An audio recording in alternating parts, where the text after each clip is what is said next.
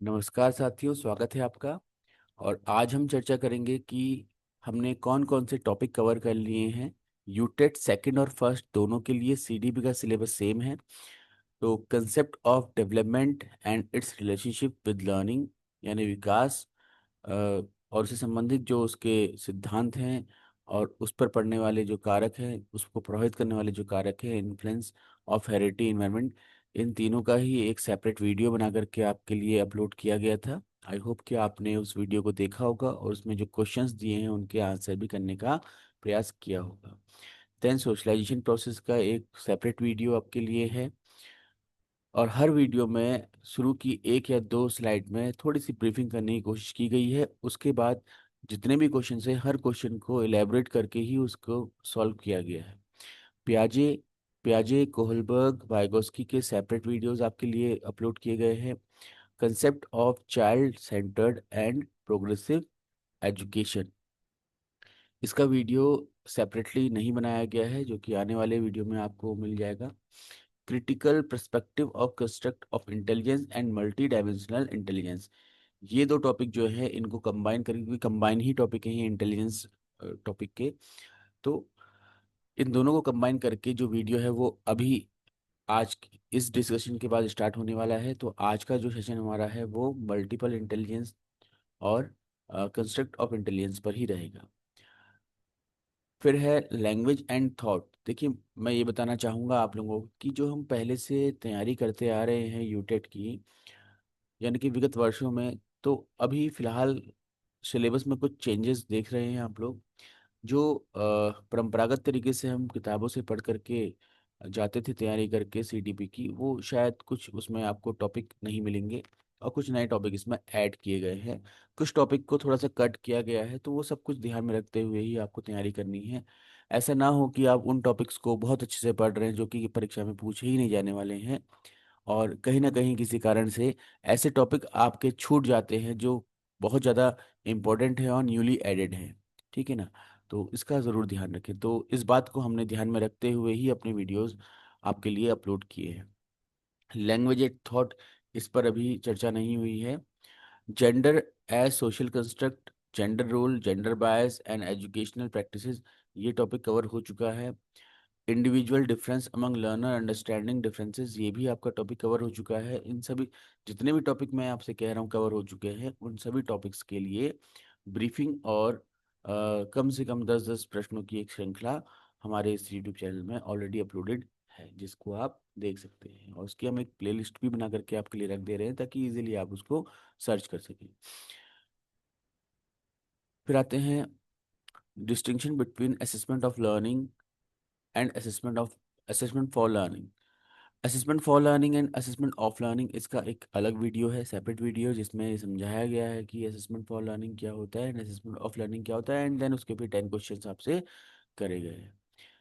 Then after school based assessment, जिसको हम SBA भी कहते हैं, और सीसी यानी कंटिन्यूस एंड कम्प्रिहेंसिव इवैल्यूएशन, इसका अलग वीडियो बनाया गया है जहाँ पर इसको एलेबोरेट करने के बाद फिर 10 क्वेश्चंस आपसे किए गए हैं। देन आते हैं नेक्स्ट टॉपिक पर, formulating appropriate questions for assessing readiness level of learner. तो ये इस टॉपिक पर एक सेपरेट वीडियो है आपके लिए, जो कि कल ही की वीडियो जो हमने अपलोड की थी, वहाँ पर आपको ये सेशन देखने को मिलता है, डिटेल में है। हर एक पॉइंट को वो डिटेल में डिस्कस किया गया है, तो वो आपके लिए लाभदायक होगा। और उसके बाद डिस्कशन के बाद 10 क्वेश्चंस इसमें भी देखने को मिलते हैं। अभी नए सेशन में जाने से पहले, यानी कि मल्टीपल इंटेलिजेंस की तरफ जाने से पहले, हम जो कल सेशन हुआ था उसके लास्ट क्वेश्चन को देखेंगे और फिर आगे बढ़ेंगे। फिलहाल जो फर्स्ट पार्ट ए है, उस पार्ट ए में कौन कौन से टॉपिक कवर हो चुके हैं ये मैंने आपसे चर्चा की है। और इसी तरीके से हम हमारा जो सिलेबस है उस सिलेबस में पॉइंट बाय पॉइंट टॉपिक बनाते हुए चल रहे हैं। और इस तरीके का वीडियो मैं आपके लिए लेके आता रहूँगा कि जहाँ पर आपको कंफर्म रहे कि हाँ, ये टॉपिक हमने पढ़ लिया है, अब मुझे इससे आने वाले प्रश्नों में कोई समस्या हो रही है या नहीं हो रही है, ये आपने तय करना है। अगर हो रही तो आप उसको और अच्छे से पढ़िए, और अगर उसमें हमारा कोई सहयोग हो सकता है तो आप हमें कमेंट बॉक्स में कमेंट करके बता सकते हैं कि हमको आपको किस टॉपिक पर चर्चा अधिक करनी है, या प्रीवियसली जो हमने टॉपिक डिस्कस कर दिए उनमें से कोई टॉपिक ऐसा रह गया है जिसमें आपको लगता है कि और डिटेल में डिस्कशन होना चाहिए था लेकिन हुआ नहीं है, तो आप वो भी कह सकते हैं। हालांकि मैं पहले से कहता आ रहा हूँ कि फिलहाल जो वीडियोस अपलोड की जा रही हैं उसमें टॉपिक को एक्सप्लेन करना इम्पोर्टेंट हमारे लिए नहीं है। क्वेश्चंस के माध्यम से समझना ज़रूरी है कि आप कितना उस टॉपिक को गहराई से समझ पाए हैं। तो चलिए आगे बढ़ते हैं। और कल जो प्रश्न आप लोगों के लिए छोड़ा गया था, जिसका उत्तर आपने देना था, उसे देखते हैं।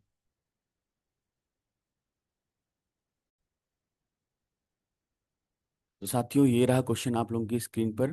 क्वेश्चन नंबर 10 है। वैसे ये बाय मिस्टेक आपका 3 यहाँ पे लिखा हुआ है। 10, क्वेश्चन नंबर 10 है, what kind of questions are best for assessing learning outcome. तो इसका उत्तर आपने देना था, सीखने के परिणामों के मूल्यांकन के लिए किस प्रकार के प्रश्न सबसे उपयुक्त होते हैं।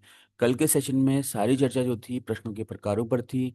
3 प्रकार के प्रश्न हमने समझे थे, और उन तीनों की ही क्या क्या उपयोगिता है, क्या उनके उद्देश्य हैं, इसको जानने के उपरांत फिर हमने प्रश्नों को किया था। ठीक है।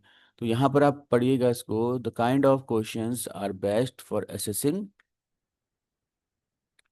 Learning outcome. लर्निंग आउटकम को एसेस करने के लिए सबसे बेहतर जो क्वेश्चंस हो सकते हैं वो कौन से होंगे, बताना है आपको। सही और गलत वाले नहीं। देखिए, सही गलत वाले प्रश्नों की प्रॉब्लम ये होती है कि बच्चे इसमें अपने मन से, जो अगर नहीं भी आता है तो तुक्का लगा सकते हैं, उनको टी और एफ ही लिखना होता है, या फिर टिक करना होता है, क्रॉस करना होता है। ठीक है। तो ये ऐसा कोई प्रश्न नहीं है कि जिससे हम बच्चे का सही मूल्यांकन कर पाए। Higher order and application based questions, ये हो सकता है क्योंकि यहाँ पर बच्चों से आपने अभी देखा था कल के वीडियो में कि टाइप 2 जो क्वेश्चन था जिसमें क्रिटिकल थिंकिंग पर बेस्ड हम क्वेश्चन कर रहे थे, उसका उद्देश्य था बच्चों को विषय का कितना गहरा ज्ञान हुआ है उसको हम जांच पाए। तो ये इसका उत्तर हो सकता है फिलहाल। Matching type questions. Matching type questions में क्या होता है, यहाँ पर आपको ए और बी, यहाँ पर कुछ पॉइंट्स दिए होते हैं, इधर कुछ पॉइंट्स दिए होते हैं, बच्चों को मिलाना होता है। तो मिलाने ही बच्चा को तुक्के लगा सकता है। ठीक है। तो ये भी इसका सही उत्तर नहीं होगा। ओरल ड्रिल क्वेश्चंस, मौखिक अभ्यास प्रश्न, ये भी इसका सही उत्तर नहीं होगा। तो ऑप्शन नंबर बी इसका सही उत्तर हो जाएगा। तो कल के सेशन में ये प्रश्न आप लोगों के लिए छोड़ा गया था। इसका सही उत्तर आई होप कि आप सभी ने दे दिया होगा, क्योंकि बहुत सिंपल सा था। तो ऑप्शन नंबर बी इसका सही उत्तर है। अब हम आज का जो हमारा सेशन है, जो हमने टॉपिक पढ़ना है, उसे देखते हैं। क्योंकि इंटेलिजेंस आप सभी ने बीएड में बहुत डिटेल में पढ़ा होता है, इसलिए उसको मैं बिल्कुल डिस्कस नहीं करूंगा। सीधे हम क्वेश्चंस की तरफ चलेंगे, और आज का सेशन बहुत लंबा नहीं होने वाला है, छोटा ही रहेगा। ऐसे टॉपिक जो थोड़े से समझने लायक होते हैं, या फिर जो ऐसा लगता है कि पहले नहीं पढ़े होंगे शायद, या किसी कारण से छूट गए होंगे, उन पर डिटेल डिस्कशन लाया जा रहा है। अदरवाइज बाकी जो टॉपिक्स हैं उन पे सीधे हम क्वेश्चंस की तरफ चल रहे हैं। ठीक है। तो चलिए आज का सेशन शुरू करते हैं हम। तो दो टॉपिक को, वैसे तो दो टॉपिक नहीं है, दो बिंदु हैं सिर्फ, ये टॉपिक तो एक ही है। तो इन दोनों को कंबाइन करके ये सेशन लाया गया है। पहला है आपका critical perspective of the construct of intelligence, and then multi dimensional intelligence. तो क्या है मल्टी डायमेंशनल इंटेलिजेंस, किसने दिया हुआ है ये थ्योरी, आप लोगों को जानकारी होगी ही। और critical perspective of construct of intelligence में कि बेसिकली जो इंटेलिजेंस क्या है, इंटेलिजेंस का जो हिस्टोरिकल बैकग्राउंड है वो क्या है, किस तरीके से वो उसमें धीरे धीरे धीरे थ्योरीज आती रही, कैसे कैसे उसकी परिभाषा चेंज होती रही, ये सब कुछ इसमें आता है। प्रश्नों के माध्यम से समझने का प्रयास करेंगे। पहला क्वेश्चन ये रहा, आपकी स्क्रीन पर आप देख सकते हैं। If a student excel in music but score low in IQ test, which perspective explain their talent better. यदि कोई छात्र संगीत में श्रेष्ठ है लेकिन आईक्यू टेस्ट में कम अंक लाता है, तो उसकी प्रतिभा को कौन सा दृष्टिकोण बेहतर ढंग से समझाएगा। बताना है आपने कि अगर कोई बच्चा म्यूजिक में तो बेस्ट है, मतलब कि कोई भी दूसरा बच्चा उसके आसपास नहीं दिख रहा, मतलब कि वो टैलेंटेड है बिल्कुल, है ना। आप कहेंगे यार मास्टर आदमी है, मास्टर आदमी या मास्टर वर्ड यूज किया, इसका मतलब कि इंटेलिजेंट तो है ही, है ना। लेकिन जब आईक्यू टेस्ट ले रहे हैं तो उसके अंक कम आ रहे हैं, तो क्या कह सकते हैं इसमें। तो क्या आपको बताना है कि क्या ये ट्रेडिशनल आईक्यू व्यू है, पारंपरिक आईक्यू दृष्टिकोण है, कि आईक्यू को हम क्या ऐसे ही समझ सकते हैं, पहले के समय में ऐसे ही आईक्यू समझाया जाता था टेस्ट के माध्यम से। हेरिडिटी ओनली पर्सपेक्टिव, ये वंशानुगत दृष्टिकोण है कि उसके माता पिता म्यूजिक में अच्छे थे वो भी अच्छा हो गया, एंड ऑल। स्पेयरमैन का जी फैक्टर है, स्पेयरमैन का, है ना। जी फैक्टर मतलब क्या होता है, आपने स्पेयरमैन की थ्योरी पढ़ी होगी, तो उसमें उन्होंने जी और एस दो फैक्टर बताए हैं। जी फैक्टर बोलते हैं वो जनरल फैक्टर, जनरल इंटेलिजेंस बोलते हैं, सामान्य बुद्धि मतलब, है ना। सामान्य बुद्धि सामान्यतः बच्चे की जन्मजात होती है, जो उसको पेरेंट्स के जीन से मिलती है। इसमें वातावरण का बहुत ज़्यादा प्रभाव नहीं पड़ता है। जबकि दूसरी आप बताइए इन्होंने, विशिष्ट बुद्धि, इस पर मैंने दो बता रखी है, विशिष्ट और सामान्य बुद्धि। तो विशिष्ट बुद्धि के लिए कहते हैं कि ये विशिष्ट बुद्धि जो होती है, बच्चा वातावरण में रह करके उसको एक्वायर करता है, सीखता है। इस तरीके से जनरल इंटेलिजेंस की हेल्प से आपका जो स्पेसिफिक इंटेलिजेंस है वो डेवलप होता है। इस प्रकार का आपने अपने जो बीएड के कोर्स में ये चित्र भी देखा होगा, जैसे ये आपका जनरल इंटेलिजेंस हो गया, ठीक है, और ये आपके हैं स्पेसिफिक इंटेलिजेंस, ठीक है। इस तरीके से ये बॉन्ड बनता रहता है। तो स्पेयरमैन का ये मानना था, अगर ये माना कि इसको हम एम बोल देते, म्यूजिक बोल देते हैं, और इसको हम बोल देते हैं आर यानी रीजनिंग। तो जिसका मतलब जिस स्पेशल इंटेलिजेंस, ये S1 हो गया, S2 हो गया, तो जिस स्पेशल इंटेलिजेंस या विशिष्ट बुद्धि का बॉन्ड सामान्य बुद्धि के साथ जितना अधिक होगा, बच्चा उस क्षेत्र में अच्छा कर रहा होगा। तो हम कह सकते हैं कि यहाँ पर जो बच्चा है वो, उसकी जो विशिष्ट बुद्धि है वो क्या है, म्यूजिक की है। और उस म्यूजिक की बुद्धि का प्रयोग वो अपनी जनरल इंटेलिजेंस में बहुत ज़्यादा कर रहा है। तो जनरल इंटेलिजेंस के साथ उसका बॉन्ड अच्छा बन गया है, तो वो उस क्षेत्र में अच्छा कर पा रहा है, जबकि रीजनिंग वाले क्षेत्र में वो अच्छा नहीं कर पा रहा है। मतलब एक समझने के लिए है, ठीक है। तो इस प्रकार का ये सिद्धांत है। बहरहाल चौथे ऑप्शन की तरफ चलते तो ये भी इसका उत्तर नहीं होगा, ठीक है। तो अब बचा fourth option, Gardner's multiple intelligence theory, Gardner का बहुबुद्धि सिद्धांत, जो कि ये कहता है कि सामान्यतः हर बच्चे का अपना इंटरेस्ट होता है, और अपनी उसकी जो वातावरण से उसको एक्वायर करने के लिए अपॉर्चुनिटीज मिलती हैं, नॉलेज को, है ना, उसके आधार पर उसकी इंटेलिजेंस डेवलप होती है। तो 8 प्रकार की बुद्धि इन्होंने बताई हैं, जिनमें से एक है आपका म्यूजिकल इंटेलिजेंस, ठीक है। तो ये जो कंसेप्ट है ये हॉवर्ड गार्डनर के सिद्धांत से लिया गया है। आगे बढ़ते हैं, if intelligence is considered contextual and dynamic, ठीक है, what would be the best way to assess it. यदि बुद्धि को प्रसंगनिष्ठ और परिवर्तनशील माना जाए, हम कहते हैं ना कि जो इंटेलिजेंस हो गया आपकी परिवर्तनशील है, बुद्धि में परिवर्तन होता रहता है, पहले के सिद्धांत जो थे उनमें ऐसा नहीं माना जाता था, ठीक है। तो इसे परखने का सबसे अच्छा तरीका क्या है, अगर कोई चीज बदलती रह रही, बदलती रह रही, बदलती रह रही, तो कैसे आप उसको चेक करेंगे, हैं। तो वन स्टैंडर्डाइज IQ टेस्ट, ये इसका आंसर नहीं होगा, ठीक है। मतलब वन स्टैंडर्डाइज IQ टेस्ट मतलब सबके लिए एक ही टेस्ट बना दिया आपने, है ना। Multiple method like project observation and performance, तो मल्टीपल मेथड इसके होंगे, क्योंकि बुद्धि बदलती रह रही है, तो हर स्तर पर बुद्धि को मापने के लिए अलग तरीका हमको प्रयोग में लाना पड़ेगा। या फिर हर बच्चे का अपना अपना अलग दायरा होता है, तो उसके हिसाब से हमको ऐसे टेस्ट लेने पड़ेंगे। ओनली मेमोरी बेस्ड, ये भी इसका आंसर नहीं होगा। जेनेटिक टेस्टिंग, ये भी इसका आंसर नहीं होगा। तो option number B will be the right answer, वो नीचे स्क्रीन में आ भी गया पहले ऑलरेडी। चलते नेक्स्ट क्वेश्चन की तरफ, उसके आंसर पहले ही आ जा रहे हैं, सॉरी, हाँ। एक मिनट, थोड़ा सा वेट करिएगा, मैं इसको सेटिंग चेंज कर देता हूँ। तो आपने इस प्रश्न का उत्तर बताना है कि यदि दो छात्र अलग अलग संस्कृतियों से एक ही IQ टेस्ट दें, तो कौन सी आलोचनात्मक समस्या उत्पन्न हो सकती है। If two student from different culture attempt the same IQ test, what critical issue may arise, ठीक है। तो both will get the same score, ऐसा होगा क्या, हो सकता है ऐसा, कोई दो राय नहीं है। Environment will not matter, environment matter नहीं करता, ये गलत तो है, क्योंकि किसी भी प्रकार के अधिगम में, बुद्धि में वातावरण का बहुत बड़ा रोल होता है, या हमारे विकास में वातावरण का बहुत बड़ा रोल होता है, तो उसको हम नेगलेक्ट नहीं कर सकते। टेस्ट में भी कल्चरली बायस्ड टेस्ट जो है वो पक्षपाती हो सकता है, बिल्कुल, ये भी इसका उत्तर हो सकता है। और creativity will be fully measured, रचनात्मकता पूरी तरह से मापी जाएगी, ऐसा कुछ नहीं है, ठीक। तो अब इसको समझना है कि दो लोग हैं अलग अलग कल्चर से। अब कल्चर में बहुत सारी चीजें होती हैं, कल्चर में भाषा होती है, पहनावा होता है, खान पान होता है, बहुत सारी चीजें होती है। हम फिलहाल ले रहे हैं भाषा। दो अलग भाषा को बोलने वाले लोग हैं, ठीक है। एक ऐसा है जो कि हिंदी भाषा जानता है, हिंदी बोलता है।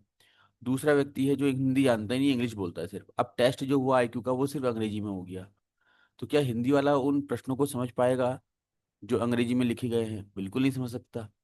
समझ में आ रहा है? तो हम ये नहीं कह सकते कि उस बच्चे की इंटेलिजेंस इससे कम है, लेकिन क्योंकि वो भाषा ही नहीं समझ पा रहा है, इसलिए वो सही उत्तरों तक नहीं पहुंच पाएगा। और हम कह सकते हैं कि उसके साथ संस्कृति के आधार पर यानी भाषा के आधार पर पक्षपात किया गया है, कि जो वो भाषा नहीं जानता था उस पर उससे उत्तर पूछे गए हैं। आपने भी कई बार फेल किया होगा। अगर आपको थोड़ा सा डिस्कम्फर्ट होता है इंग्लिश बोलने में, और कोई आपसे कहता है कि आपको सारे क्वेश्चंस के आंसर जो हैं अंग्रेजी में देने हैं, तो आप हिंदी में जितना बेहतर उत्तर दे पाते, शायद उतना बेहतर उत्तर अब नहीं दे पाएंगे, क्योंकि अब आपको अंग्रेजी में बोलने की बाध्यता महसूस हो रही है। ठीक है? तो ये इसे कहते हैं हम क्या, कल्चरल बायस। क्योंकि नॉलेज को एसेस करने के लिए लैंग्वेज बैरियर तो कभी नहीं होना चाहिए, ये बात तो हर जगह कही जाती है। इसका उत्तर हो जाएगा आपका, टेस्ट में be culturally biased. Next question की तरफ चलते हैं, question number fourth. If a teacher want to promote holistic development, which approach should they follow? यदि एक शिक्षक समग्र विकास को बढ़ावा देना चाहता है तो उसे कौन सा दृष्टिकोण अपनाना चाहिए? कौन सा अपनाना चाहिए? Focus only on logical skills, केवल तार्किक क्षमता? अब हम बात कर रहे हैं कि समग्र विकास, और तार्किक में तो सिर्फ तार्किक बुद्धि का विकास होगा। Encourage multiple intelligence like art sports social skill, तो इसका मतलब क्या है? इसका उत्तर हो जाएगा, जहां पर हम मल्टीपल डायमेंशंस की बात कर रहे हैं। तो आंसर पहले से ही आपका नीचे स्क्रीन पे आ चुका था। ठीक है? आगे बढ़ते हैं नेक्स्ट क्वेश्चन की तरफ। देखिए, जो भी प्रश्न आपकी स्क्रीन पे आ रहा है उसमें से प्रश्न का उत्तर देने तक सीमित नहीं रहना है, जितने ऑप्शन उनको पढ़ना है, क्योंकि हर एक ऑप्शन में आपको एक कंसेप्ट दिखाई देगा। हर एक ऑप्शन में आपके लिए एक चुनौती होगी, क्या आप उस ऑप्शन का मतलब समझ पा रहे हैं या नहीं समझ पा रहे हैं। ठीक है? फिर है question number 5। If intelligence is both heredity and environmental, which teaching strategy fits best? यदि बुद्धि वंशानुगत और पर्यावरणीय दोनों प्रकार से होती है, तो फिर कौन सी शिक्षण विधि का प्रयोग सबसे उपयुक्त रहेगा? Ignore environment and focus only on genetics, बिल्कुल नहीं, क्योंकि दोनों ही है तो हम एक को इग्नोर कैसे कर सकते हैं ना। Treat all learners as having same abilities, सारे ही बच्चों को हमने ऐसे ट्रीट करना है जैसे कि उनमें एक ही जैसी क्षमताएं हैं। ऐसा नहीं हो सकता, हर बच्चे में कुछ ना कुछ अलग क्षमता होती है।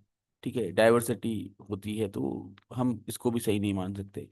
टेस्ट इंटेलिजेंस ओनली वंस, एक ही बार बुद्धि को परखना पड़ेगा या फिर एक ही बार टेस्ट करना पड़ेगा? बिल्कुल नहीं। Provide rich learning experiences in supportive environment, समर्थक वातावरण में समृद्ध सीखने के अवसर देना, मतलब बच्चे को लर्निंग एनवायरनमेंट देना, और ये चेक करना, ये देखना कि वो उस एनवायरनमेंट में सीख पा रहा है नहीं पा रहा है। अब माना कि आप दो बच्चों से अपेक्षा कर रहे हैं कि दोनों को तैरना आ जाए। ठीक है? एक बच्चे को तो आपने सुविधा दे दी है, स्विमिंग पूल वगैरह सब दे दिया, उसको वहां पर रह रहा है, वो सुबह शाम जब मन करे वो स्विमिंग पूल पे गोताखोरी कर सकता है। लेकिन एक बच्चे से आप कह रहे हैं कि तुमको दिन भर में सिर्फ आधे घंटे के लिए स्विमिंग पूल यूज करने को मिलेगा। तो जहां एक बच्चा 24 घंटे में कभी भी यूज कर सकता है, दूसरा बच्चा सिर्फ आधे घंटे यूज कर रहा है, तो आप खुद समझ सकते हैं कि कौन बेहतर सीख पाएगा। ठीक है ना? तो आंसर हो जाएगा आपका option number D, provide rich learning experiences. ठीक है? तो नेक्स्ट क्वेश्चन की तरफ चलते हैं।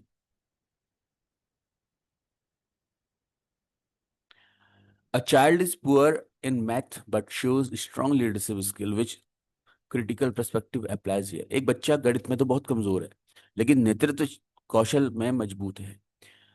देखिए, एक बात मैं आपसे कहना चाहूंगा यहाँ पर, पहले एक प्रश्न पढ़ लेते हैं। यहाँ कौन सा आलोचनात्मक दृष्टिकोण लागू होता है? पहली बात तो ये समझना जरूरी है कि हम गणित में कमजोर क्यों बोल रहे हैं। बच्चे को गणित के सवाल नहीं आ रहे तो क्या वो गणित में कमजोर हो जाएगा? आप में से कुछ साथी ऐसे होंगे जो विज्ञान विषय के होंगे, जिन्होंने पेडागोजी ऑफ मैथमेटिक्स पढ़ा होगा। तो हम पेडागोजी ऑफ मैथमेटिक्स पढ़ते तो हम बोलते हैं, एक विशेषता होती है गणित की जो भाषा है वो क्या है? अमूर्त है। गणित एक अमूर्त विषय है। ठीक है? जो विषय ही अमूर्त है, उसका उसकी जांच आप कोई मूर्त प्रश्नों के माध्यम से कर ले, ऐसा संभव ही नहीं है। ठीक। तो हम कह तो देते हैं कि बच्चा मैथ्स में वीक है ना। लेकिन वही बच्चा जब अपनी डेली लाइफ में जो लॉजिकल बातें करता है या मैथमेटिकल जो कैलकुलेशंस होती हैं वो कर लेता है, तो हम उसको गणित में कमजोर नहीं कह सकते। अगर बच्चे को इंटीग्रेशन, डिफरेंशिएशन वगैरह नहीं आ रहे हैं, तो इसका मतलब थोड़ी कि वो गणित में कमजोर हो जाएगा। ठीक है, उसको गणित की जो सामान्य कह सकते हैं कि बौद्धिक क्षमता है उसके अंदर है वो। ठीक। तो नेतृत्व कौशल में मजबूत है। तो नेतृत्व कौशल में मजबूत तभी बच्चा हो पाएगा जब उसके पास तार्किक बुद्धि होगी, क्योंकि तार्किक बुद्धि का होना बहुत जरूरी है लोगों को समझने के लिए, लोगों से कैसे डील करना है इस पर, इस बात को समझने के लिए। ठीक है। तो बहरहाल हम ये समझते हैं कि गणित में कमजोर है बच्चा, और नेतृत्व कौशल उसका बहुत अच्छा है। तो किस प्रकार की बुद्धि का ये घोतक होगा? तो intelligence is a single measurable entity बिल्कुल नहीं है। या तो दो चीजें हो गई हैं, गणित और नेतृत्व अलग है ना। तो intelligence is a multi dimensional. तो हम जानते ही हैं कि बुद्धि क्या है, मल्टी डायमेंशनल है। और गणित एक अलग डायमेंशन है, और लीडरशिप क्वालिटी एक अलग डायमेंशन है। तो मल्टीपल इंटेलिजेंस थ्योरी से संबंधित ये प्रश्न है। और मल्टीपल इंटेलिजेंस थ्योरी में आपने हॉवर्ड गार्डनर को सुना है या पढ़ा है कि उन्होंने 8 प्रकार की बौद्धिक क्षमताएं बताई हैं। चलते हैं नेक्स्ट क्वेश्चन की तरफ। In Gardner's theory which intelligence is related to understanding one self. Gardner के सिद्धांत में कौन सी बुद्धि स्वयं को समझने में से संबंधित होती है? ठीक है, गार्डनर ने 8 प्रकार की बौद्धिक क्षमताएं बता रखी हैं, 8 प्रकार की बुद्धि बताई है। उनमें से दो बुद्धि जो हैं वो व्यक्ति से संबंधित है। एक है आपका इंटरपर्सनल और एक है इंट्रापर्सनल। बहुत बार ये परीक्षा में पूछा गया है, यूटेट सीटेट में। ठीक है, और कंफ्यूजन बहुत होता है। देखो, जब ये वर्ड देखें आप, इंटर या फिर अंतर, और मैं तो ये कहूंगा कि इसको अंग्रेजी में देखो आप, इंटर देखें आप, तो आप समझ जाएं कि ये दो लोगों के बीच की बात हो रही है। ठीक है ना। जैसे हम बोलते हैं ना इंटरनेशनल, तो जहां पर दो या दो से अधिक देशों के बीच की बात होती है उसको हम बोलते हैं इंटरनेशनल। हम बोलेंगे इंटरनेशनल समिट, यानी कि दो या दो से अधिक देशों के बीच में समिट हो रही है। फिर हम बोलेंगे क्या, नेशनल समिट बोलते हैं, तो नेशनल को हम बोल सकते हैं क्या, इंटर स्टेट। इंटर स्टेट मतलब कि दो या दो से अधिक स्टेट्स के बीच में हो रही है। ठीक है। इंटर स्कूल बोल देते हैं हम, इंटर स्कूल कंपटीशन, तो दो या दो से अधिक स्कूल के बीच में हो रहा है ना। तो ये वर्ड तो बहुत जाना पहचाना हमारा है। इसका मतलब होता है कि जब दो या दो से अधिक लोगों के बीच में कुछ चीज हो रही है तो उसको हम इंटर वर्ड यूज करते हैं, इंटरपर्सनल हो, इंटर। तो अब यहाँ पर्सन है ना, पर्सन मतलब व्यक्ति। तो दो व्यक्तियों के बीच की जब बात होगी तो उसको हम इंटरपर्सनल कह देंगे। ठीक है। तो यहाँ पर क्या होता है कि जो एक ये व्यक्ति है, ये अन्य व्यक्तियों को अच्छे से समझ पा रहा होता है, और उनकी अ, आवश्यकताओं के आधार पर ये अपने निर्णय ले पा रहा होता है। और ये इसे कहते हैं हम नेता या शिक्षक या अन्य कोई जो व्यक्ति जो जिसके अंदर इंटरपर्सनल बुद्धि होती है। ठीक है, या इंटेलिजेंस होती है। लेकिन इंट्रावर्ड जो है, इंट्रावर्ड होता है अपने अंदर। ठीक है, तो इंट्रावर्ड की जब हम बात करेंगे तो ये इंट्रावर्ड है अपने अंदर। ठीक, एक ही के अंदर। जैसे हम बोल रहे हैं इंट्रा स्कूल कंपटीशन, तो स्कूल के अंदर कंपटीशन हो गया ये। एक ही स्कूल है, उसके अंदर का ही कंपटीशन हो गया, उसके उसी के अंदर पढ़ने वाले बच्चों के बीच में ग्रुप बना के कंपटीशन किया रहा है, तो उसको इंट्रा स्कूल कंपटीशन कहा जा सकता है। ठीक है। तो इंट्रा पर्सनल मतलब अंतर्वैयक्तिक, सर अंतःवैयक्तिक। तो मैं फिर कह रहा हूँ कि हिंदी में पढ़ने से बेटर आप इंग्लिश में जरूर देखें उसको। कई बार एग्जाम में जो होता है ना, हिंदी में गड़बड़ भी होता है। यहाँ पे तो ठीक लिखा हुआ है, अंतः और अंतर होता है ऐसे। ठीक है। तो गार्डनर के सिद्धांत में कौन सी बुद्धि स्वयं को समझने के लिए आती है? तो इंट्रा पर्सनल इसका सही उत्तर हो जाएगा। इसमें काफी कंफ्यूजन होता है, ये मैंने अनुभव किया है जब भी बातचीत होती है अपने साथियों से। तो वहां पर भी देखने को मिलता है कि वो इस तरह के जो टर्म्स होते हैं या टर्मोलॉजी होती है उसको कहीं ना कहीं मिसकंसेप्शन के कारण से नहीं समझ पाते हैं। तो इंटरप्रेशन सही उत्तर हो जाएगा इसका। नेक्स्ट क्वेश्चन की तरफ चलते हैं। क्वेश्चन है आपका question number 8। According to modern psychologist intelligence is, आधुनिक मनोवैज्ञानिकों के अनुसार बुद्धि क्या है? इस पर अधिक समय नहीं लगाएंगे, अभी हम क्वेश्चन नंबर 2 में या 1 में बात कर चुके हैं ऑलरेडी। तो बुद्धि क्या है आपकी? Dynamic and multiple, multi dimensional है। बुद्धि क्या है आपकी? डायनेमिक एंड मल्टी डायमेंशनल है, ये इसका उत्तर हो जाएगा। बुद्धि फिक्स नहीं होती है, ऑनली रिलेटिव मेमोरी नहीं होती है, मेजर्ड ओनली बाय आईक्यू ऐसा भी नहीं होता है। ठीक है, बुद्धि को सिर्फ आईक्यू के माध्यम से नहीं मापा जाता है। नेक्स्ट क्वेश्चन है आपका, according to the critical perspective on intelligence which of the following is true. आलोचनात्मक दृष्टिकोण के अनुसार निम्नलिखित में से कौन सा सही है। Intelligence is a fixed measurable trait, बिल्कुल नहीं, हम बार बार बात कर रहे हैं कि फिक्स नहीं है, तो ये भी इसका उत्तर नहीं होगा। Intelligence is influenced only by heredity, अभी हमने दो तीन प्रश्नों में बात कर ली कि वातावरण का प्रभाव पड़ता है इस पर, तो ये उत्तर नहीं होगा। Intelligence can be developed and is affected by environment and experience, बिल्कुल, इंटेलिजेंस को डेवलप किया जा सकता है और ये वातावरण और अनुभवों से प्रभावित हो जाती है, ये इसका उत्तर हो जाएगा। ठीक, intelligence is the same across all context and culture. All context मतलब कि अगर कोई बच्चा गणित में अच्छा है तो म्यूजिक में भी अच्छा होगा, वो फोटोग्राफी में भी अच्छा हो जाएगा, है ना, वो सोशल लीडरशिप में भी अच्छा हो जाएगा, ऐसा कहना चाह रहा है, जो कि पॉसिबल ही नहीं है। ये बात सिर्फ एल्फ्रेड बिने ने कही थी जब उन्होंने बुद्धि का एक तत्व सिद्धांत दिया था, लेकिन उस बात को उन्होंने खुद ही नकार दिया था बाद में। ठीक है, चलते हैं अगले प्रश्न की तरफ। तो इसका उत्तर हो जाएगा ऑप्शन नंबर सी। ठीक है, तो समझ ही गए होंगे आप लोग, बहुत सरल प्रश्न है और प्रश्नों का उत्तर आप लोग खुद दे पा रहे हैं, इसमें कोई दो राय नहीं है, क्योंकि ये इंटेलिजेंस हो गया, लर्निंग हो गया और डेवलपमेंट, ये बहुत डिटेल में हमने अपने कॉलेज में पढ़ा होता है साइकोलॉजी में, है ना। लेकिन जो जैसे कल टॉपिक डिस्कस किया था फॉर्मुलेटिंग क्वेश्चनिंग वगैरह, तो वहां पर कहीं ना कहीं हम थोड़ा सा लैग कर जाते हैं कंसंट्रेशन, क्योंकि वो टॉपिक ज़्यादा चलते भी नहीं है कॉलेजेस में। Gardner's theory of multiple intelligence has faced criticism primarily due to. Gardner के बहुबुद्धि सिद्धांत को मुख्यतः किस कारण से आलोचना का सामना करना पड़ा, क्या कमी रह गई थी उसमें, है ना। तो बताना है आपको। It over emphasize general intelligence, Gardner ने तो जनरल इंटेलिजेंस की बात ही नहीं करी। इट मतलब बात करी मतलब, लेकिन उन्होंने ये कहा कि हर किसी व्यक्ति में अलग प्रकार की बुद्धि हो सकती है।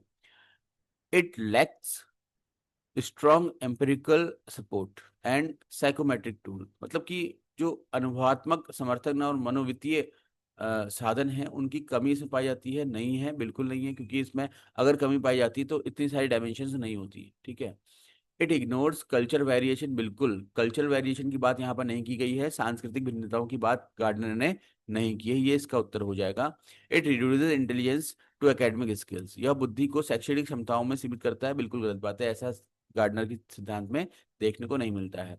तो गार्डनर के सिद्धांत में जो कमी है वो ये है कि गार्डनर ने अपना सिद्धांत जो दिया है वो सार्वभौमिक रूप से दिया है, वो प्रत्येक भाषा, प्रत्येक संस्कृति, प्रत्येक क्षेत्र के व्यक्ति के लिए एक समान है, उसमें कोई भिन्नता नहीं देखी जा सकती। ठीक है, तो फिलहाल C will be the right answer, because Gardner theory ignores cultural variation, Gardner का सिद्धांत जो है सांस्कृतिक भिन्नताओं की उपेक्षा करता है, यही इसका उत्तर हो जाएगा। तो आज के सेशन के लिए इतना ही, 10 प्रश्न हमारे पूरे हो चुके हैं, उम्मीद करता हूँ जो साथी इस वीडियो को पूरा देख रहे होंगे उनको लाभ मिल रहा होगा, और जो पहली बार वीडियो से जुड़े हैं तो आपसे निवेदन है कि आप जो पुराने हमारे जो सेशन हैं उनको ज़रूर देखें, वो भी आपकी तैयारी में कहीं ना कहीं लाभ पहुंचाएंगे। ठीक है, और अगर किसी प्रकार का कोई सुधार आपको लगता है कि वीडियोस में होना चाहिए तो आप ज़रूर कमेंट बॉक्स में अपनी राय दे सकते हैं। धन्यवाद आप सभी को। Have a good day.